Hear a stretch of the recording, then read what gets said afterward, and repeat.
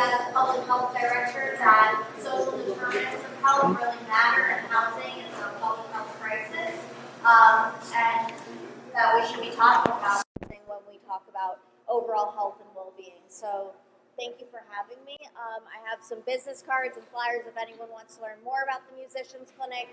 It is a full comprehensive medical center and medical home for performing artists. There is no other organization like it. It is extremely unique and special. So I'm here and it's lovely to meet you all. A lot of our projects, you'll see the mural artwork within Joe Brown Park, the much anticipated sculptures that will be along Lake Forest Boulevard, and more to come around strategic place space with a social determinant of health lens, that you're able to develop a neighborhood holistically and you're able to grow your neighborhood knowing that 40% of our economy is tourism based, knowing that 21% of all of the revenue from Louisiana comes from 11 by 12 block radius in the French Quarter. How do we amplify that? What do we do? How do we work on that? We know the numbers, we know the data, we know household income here is about 48,000, and we know that we have a lot of creatives and they're underpaid, they're underpaid. They're underpaid. They are underutilized, and we have better campaigns right now. Hello, everyone. My name is Bettis. I'm with the Music and Culture Coalition of New Orleans, also known as MACNO. We're a nonprofit organization that grew out of a series of community meetings in 2012. And most recently, we were able to pass the ordinance for a livable wage for musicians at $200 per hour per musician. All right, trying to get it. So this meeting is very important to me. I'm a local in the East. I live out here, and finding a space where we can both live and thrive as a community is very important to me, for those that are from the city, especially born and raised here, but those that are even moving into the city to add the profits to whatever we can contribute. So if you hear me talking about an entertainment district out here, support. I have a true passion for seeing my community uplift. That's why I started doing comedy, because this place can be a very dark place, and it saved my life. So I live in Atlanta and I stay in the artist loft. When I was staying down here, the first artist loft I stayed in out here, I didn't really understand and see. I didn't see the advantage of having a place where I can work and live, and it just helps me. It helps mentally, because I do a lot of stuff, and it's already hard. So having essential is very important in your career. So I left New Orleans and ran to LA, and I thought it was all good. I can deal with hurricanes, but when the earth starts shaking, I can't deal with that. So I came back to New Orleans, and Kim been talking to me about this, and I think it will be a great thing, not just because it's some nice looking buildings, it's because it's gonna drive a lot of business to this area. She did the work. For every dollar that's been invested into an artist loft, the small businesses see a return up to $4. So this is not about a look. It's about creating the right frequency so that we can govern our neighborhoods ourselves without even trying. It's just gonna automatically happen because we're all in the same type of time. So when I do promo videos like these, I don't just do them to be funny. I do them to be familiar, and I also do them so I don't be so straightforward when I'm trying to get people to see my point of view. So I did a video, and I start off in Kenner. I don't like Kenner because the police out there would take you to jail even if you kin to them. That's why it's called Kenner. Then we went to American Can Apartments or something like that. So what I did was I went to different parts of New Orleans in hopes of trying to get the person I'm talking to bring me to the East, because that's why I want to drive the business there. That's why I want to build that. So I'm playing as this guy that wants to build on property, but I need the right place to go, and it's not right because it's not in my community. I'm not from the East. I'm from the Sixth Ward. Don't laugh at me when I say this. So my dream was, thank God it ain't the dream no more, I am. My dream was to be the biggest drug dealer in New Orleans, take my money and invest into the East. I'm just being honest with y'all. Thank God my dope is comedy. Trust, I promise. I'm just being straight up with y'all. We being transparent right now, you feel me? Just, don't listen to reply, listen to understanding. Even when you watch this video. So go ahead, Ken. Tell them where your studio is. I have an artist loft. I have a studio that I was living out of. That was my artist loft. I have a production studio on Chef and Reed. I could have went anywhere else with it. It's on Chef and Reed. It's about 4,000 square feet of space, and I hold a lot of events for teens, kids. All the kid events happen at in our production studio. There's a rapper named Teasy, and he does a lot of stuff with kids. He has a festival that he does with kids, and we do it over at our spot. So again, I could have went somewhere else. My goal is to drive the people that's fans of me, not just people from here, but bigger artists, bigger comedians, because that's my fans too. And they be needing places to come to handle their business. So instead of going downtown on the CBD, they gotta come to ass in the east. I want to thank our hosts for having us here tonight to talk about affordable housing, to talk about rebuilding our communities, making this city stronger. I'm going to only talk for, they said 5 minutes, I'm not going to take that long. There's only a couple points that I want to make sure that I make tonight, is that number one, everybody who leaves here tonight really understands what the term affordable housing means, because most people don't understand it. They hear the term and they jump to a conclusion.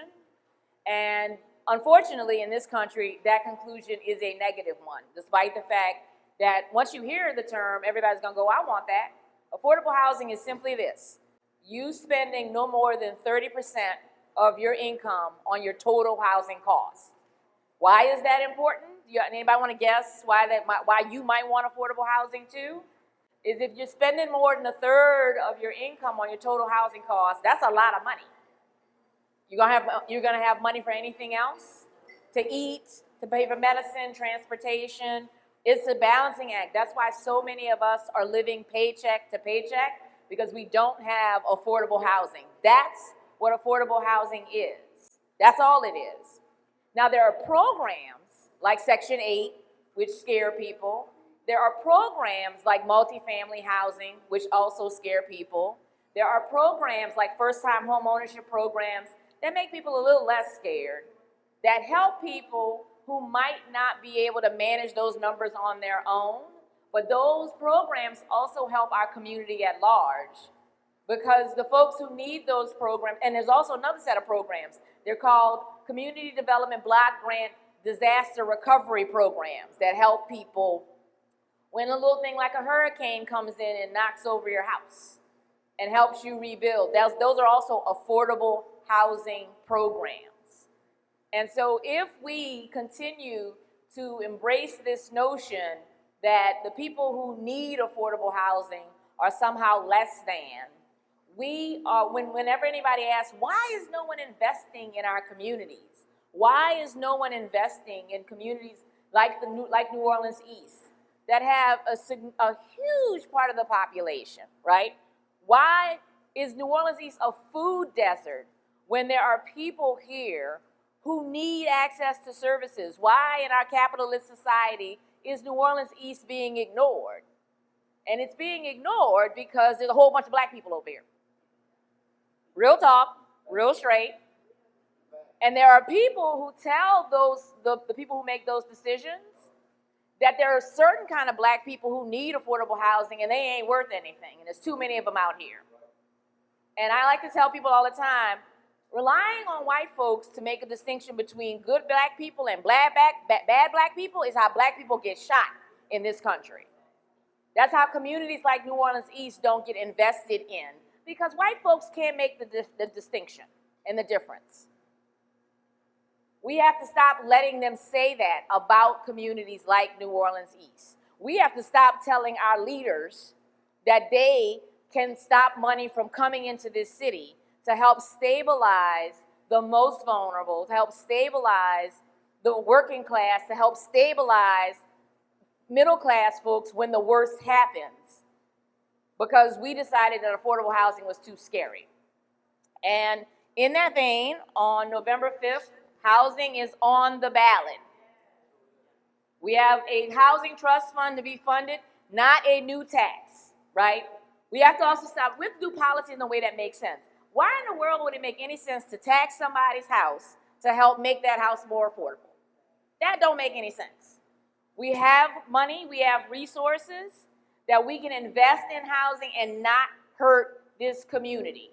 Tell your leaders, vote yes on November 5th, and tell them to invest in your community to keep New Orleanians in New Orleans. And if anybody is concerned, if anybody doesn't understand the need for this and is concerned about it, think about what the governor is doing to the unhoused right now for Taylor Swift.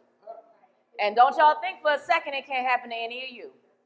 Don't tell yourself that. Do not tell yourself that. Y'all live in the East. Y'all have been ignored. Why wouldn't they push you out for someone else? Why wouldn't they push you out for a few dollars and tell you it's in your own best interest? Because that's what's happening. We got to have everything perfect. And Taylor Swift and her fans don't care about any of that. But that's just because that's just an excuse to hurt the most vulnerable and to see if we will let them.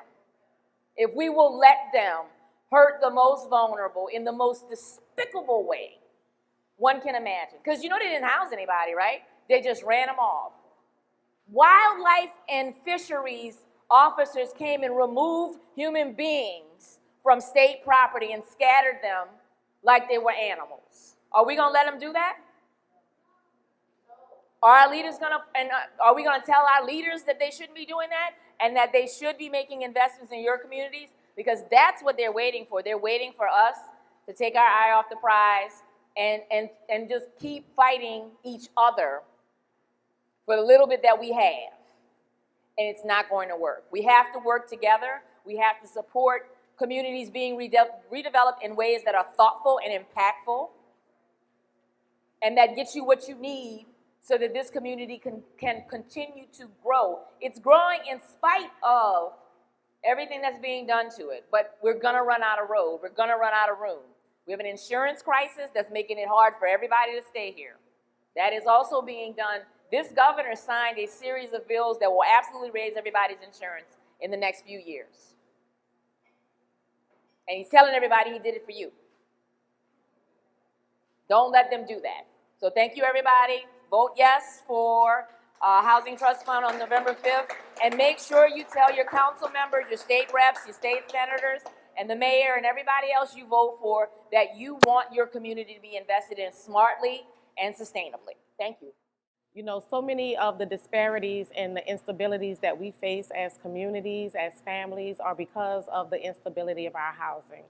And, you know, one thing I know is that after Katrina, the way that our housing costs went up, it changed everything about the way that we were able to be who we are, right? One, we're not able to be in community and in neighborhoods the same way as we used to be. We have to spend a lot more money on housing, so we get to spend less on our health care and being well. We get to spend less on food, which you know we love. We get to spend less on entertainment, less on wellness, like less on the things that give us a good quality of life, right? And to feed the corporate interests who decided that New Orleans is the place that, you know, they're gonna make some money from. So we would love if y'all would support this, if you would tell everybody that you know to vote for the future of our neighborhoods. And in addition to that, some of the money from the ways that these investments are being made will help us to be resilient against climate displacement, right? We are, you know, facing so much. I mean, if you think that last hurricane was something what it did to the middle of our country, imagine when it comes back this way, which we know, right? So we have to, you know, protect and prepare ourselves. And don't let people tell you that because developers are supporting it, that we shouldn't. Developers support everything in this city. If you're gonna start saying, oh, if it's something that developers are giving money to, then you shouldn't do it, like all of a sudden now, because they give to y'all stuff all the time. And so you're going to, now that they're giving to something that's important to us, then, oh, we should be suspicious of it. So, yeah, be suspicious, but also get this money for our people, right? And it's money that's already there. We're just deciding where it's going. So I want to say that. And then I want to tell you about something I'm so excited about. Did y'all talk about AfriCarnival? Okay, good. So we are this year so excited to work on an international policy initiative called AfriCarnival. So if you don't know, Carnival makes $175 billion in the world every year. Black, Indigenous, and Latino people who create the cultural content, the money to be made from Carnival, only get 2 to 5% of that in any given year. Women, upon whose, Carnival is based, we get 0.2% of that. 0.2% of the 175 billion that's made every year on Carnival internationally. So we are working with a coalition of other countries, with the Organization of American States, to change that. There will be an international policy that's voted on in November of 25, but we're going to work on that policy this coming Carnival. So we'll be welcoming delegations from 5 to 7 countries, including Colombia and the Bahamas and Haiti and Trinidad, and it's going to be lit on Claiborne. So come on, you know where we're going to be, under the bridge, with all of our folks from all around, and including craftspeople and musicians, etc. So we're going to get it all in together. But the week following Mardi Gras, we'll be working together on policy and those kinds of things. So you'll be hearing lots more about the details, but we would love to have your involvement in all of the wonderful ways. So thank you so much for your time tonight. And again, please vote every time you can, but in this coming election, make sure to vote for our housing future. There's a lot of programming around inclusive procurement with income institutions. We have a lot of programming around access to capital, on how to work with lenders and CDFI banks.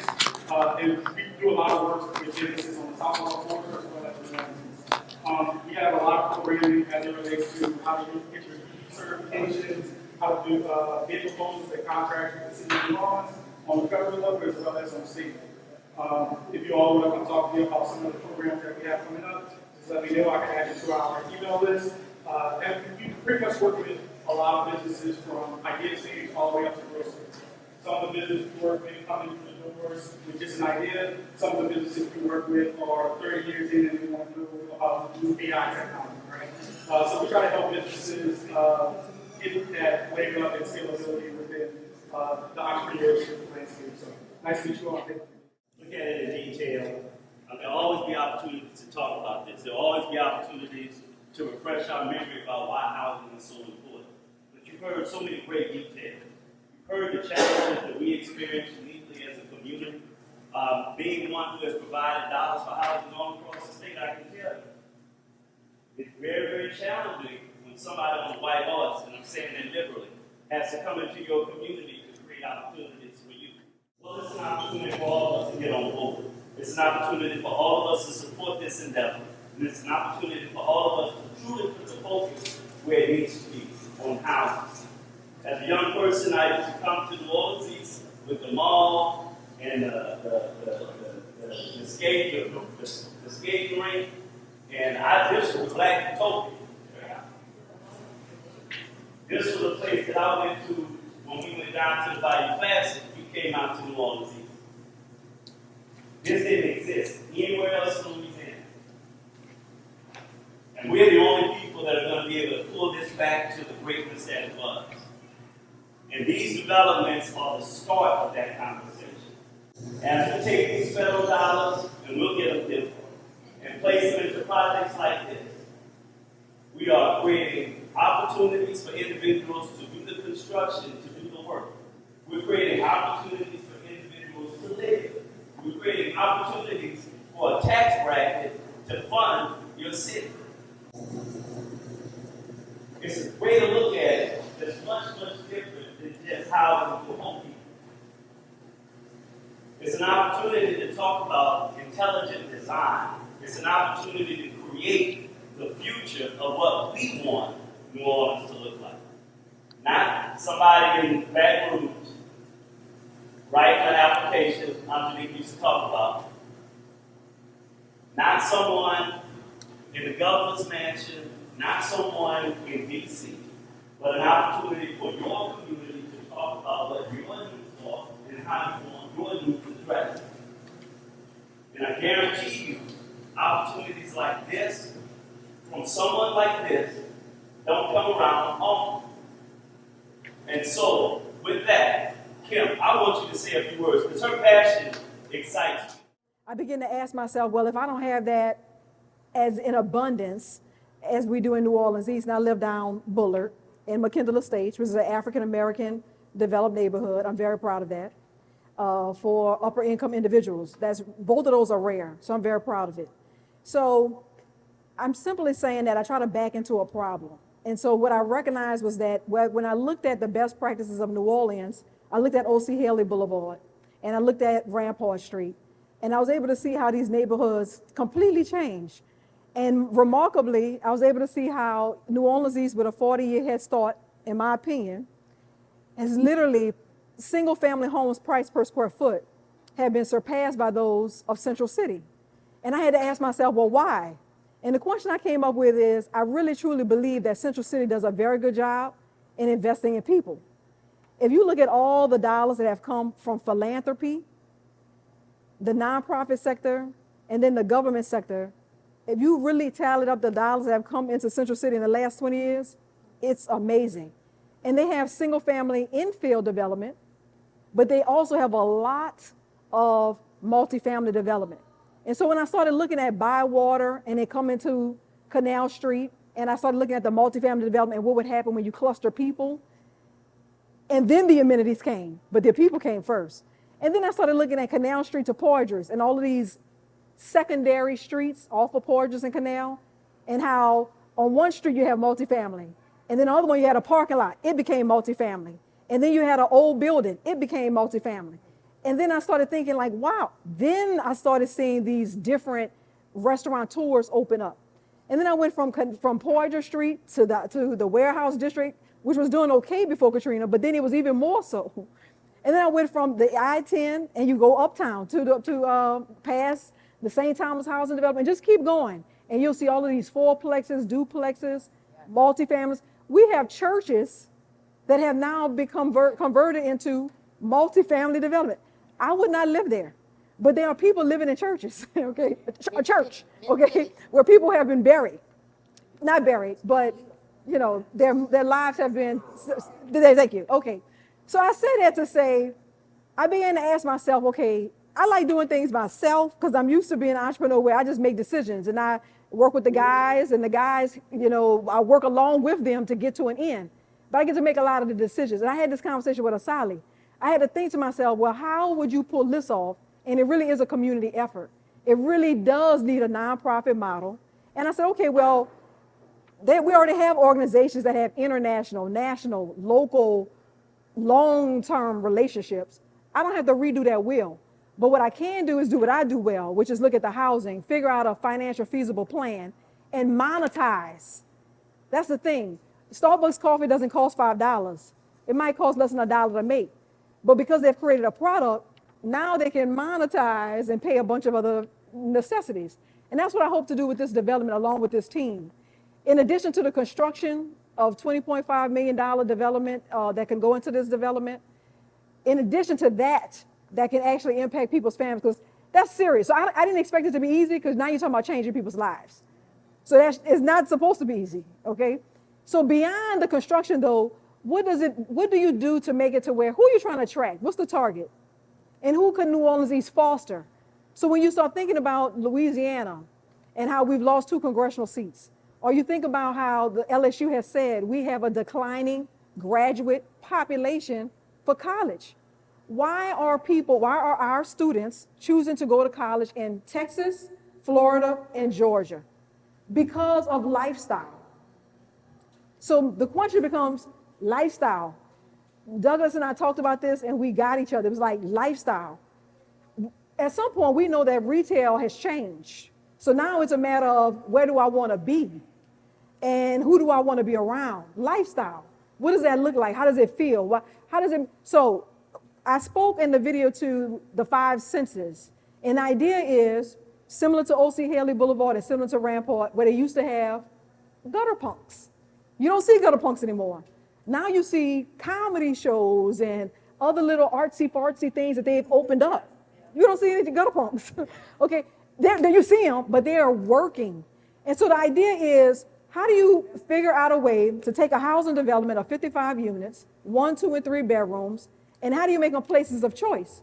So a part of that is you take them and you make them have 2-story dens. A lot of the neighborhoods around Deer Park, the requirement is that your first floor have to be 10 feet tall. So why not have apartments have the same, which goes into this idea of a loft type feel. So then beyond that, okay, how do you actually, what else could you do? Okay, landscaping. We know that some of the best suburban developments that people like, because there's a difference between uptown, downtown, and suburbs, the landscaping. So the idea is to figure out a way to have a village-like development of 55 units that caters to 1, 2, and 3 bedroom persons with garages. The garage is not only for your car, but can it be used as a garage maker space? What could you do in that garage? And it's open to the imagination.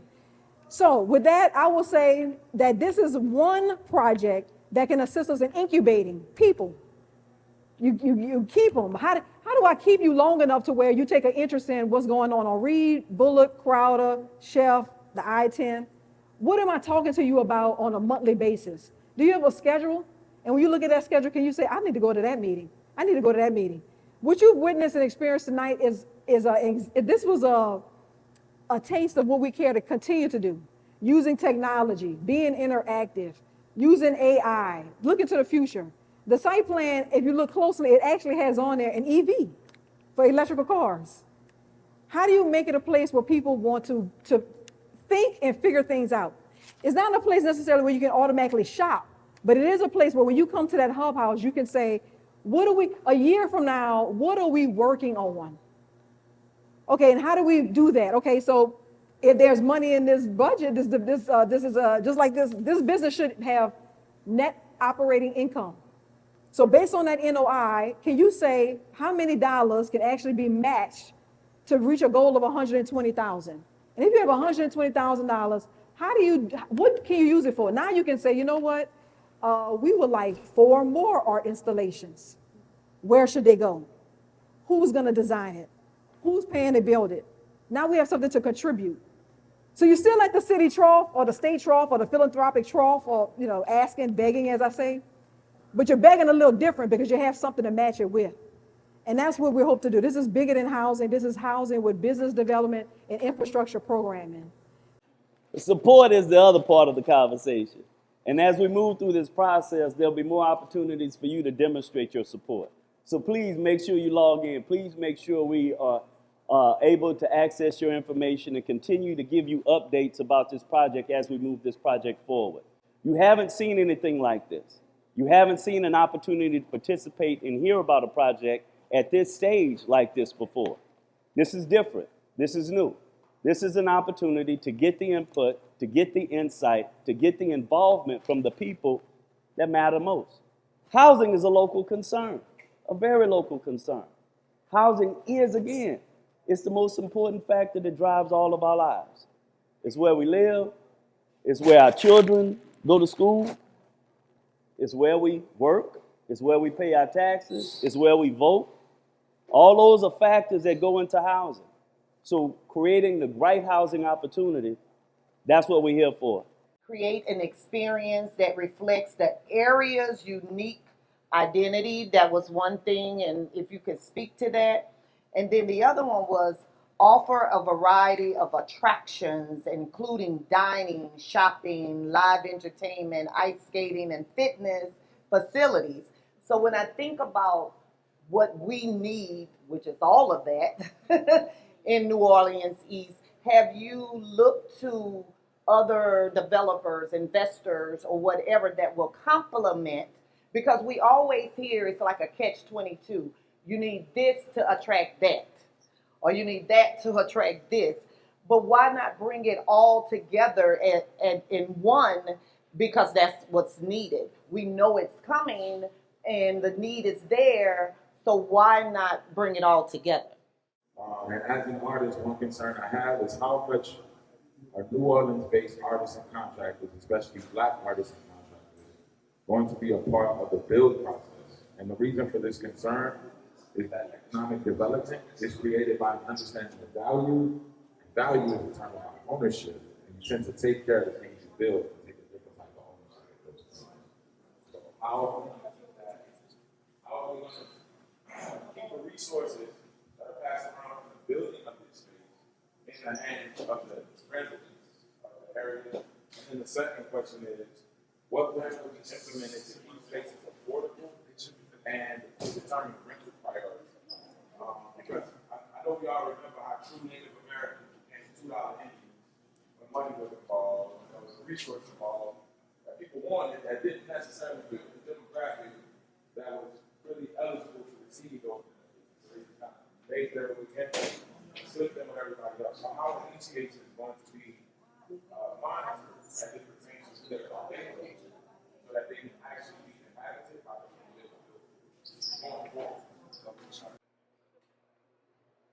The reason I mentioned this floor area right here is because this was the first building that Mr. Swilling built, and he built 4 other buildings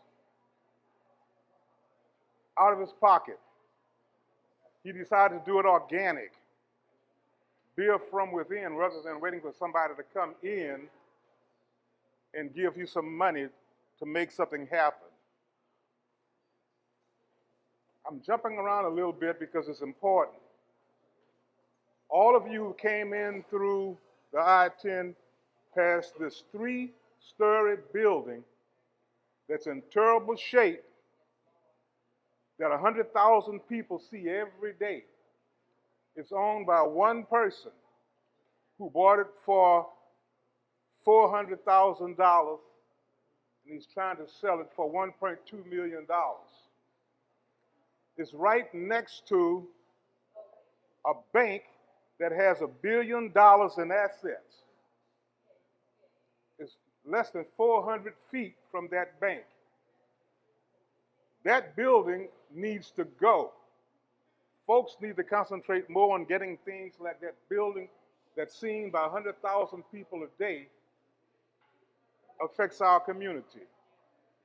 Now, I'm in the insurance business, and there's a lot of things that I've insured in this area. One of the things that I think about when it comes to insurance is how we do or don't do things. What Kim has is a roaring lion in terms of the way affordable housing is looked at, but it's a small line. And I hate to see people come and try to step on the line before it grows to a size that can change the dynamics of this area. Everybody wants to see us do the best that we can do for this community. I'm involved with folk who are trying to change the dynamics of New Orleans East. A lot of us will leave out, maybe, and say, don't go to New Orleans East, it's nothing but a bunch of hoods and criminals. That's not true. What's on the screen is the imagination of what can happen if things are done right. And I think it's essential that you look at it, think about it, and reframe things. Because a lot of people think that this place is gone for good, and it's not. There's genius there. Say one last thing. There are a lot of churches in New Orleans East, and a lot of them are working on different projects, believe it or not, to expand New Orleans East in terms of affordable housing, the right way. But what is happening right here in that small 7-acre plot of land is something that's going to be very dynamic. There's another 7-acre plot of land that belongs to Franklin Avenue. It's part of a phase. Who knows what's going to happen to that 7 acres of land? Most don't. There are 3 acres of land behind a church that's off Lake Forest that's being thought about to be developed. And the reason that we need to be mindful of what we can do is essential. If you act like we got to wait for somebody from the outside to come in and give us what we need, or if you are a small agency, a small business, you have no strength, that's not true at all. It's not true at all.